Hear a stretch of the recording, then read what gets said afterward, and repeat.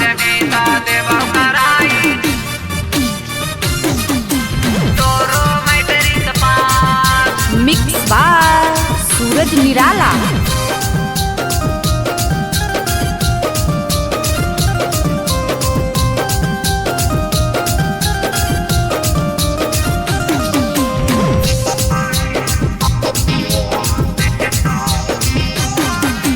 काहेला पड़ल ही पीछा रे अबे वाला हो परीक्षा रे।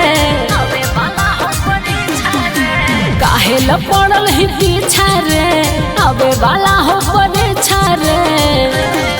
अरे जाहियो पढ़े करे कोचिंग क्लास, जाहियो पढ़े करे कोचिंग क्लास। इतना हक पैरवी ओही जा बैठल हो लोग खास। चुमा देता देवा कराई तोरो मैटरी कपास। चुमा देता देवा कराई तोरो मैटरी कपास। चुमा देता देवा कराई तोरो मैटरी कपास।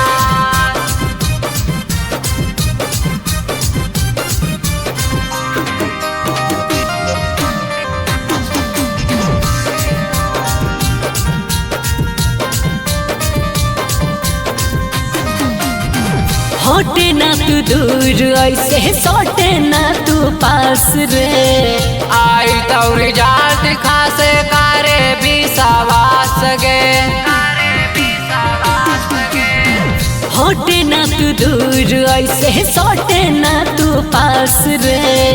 आई तो रिजल्ट खासे करे विश्वास गे।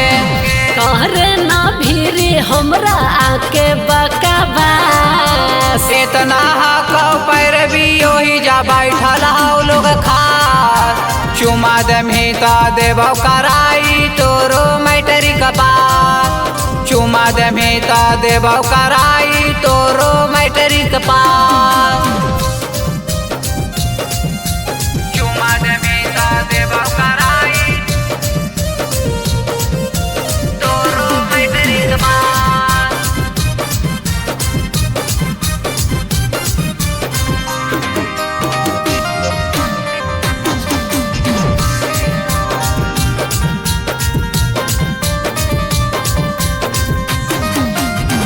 करे लगबौ हाला जदी जाई में तू पिटाई रे। दे देना एगो ना तू जय में दोबारा आई गे। करे लगबौ हाला जदी जाई में तू पिटाई रे। दे देना एगो ना तू जय में दोबारा आई गे।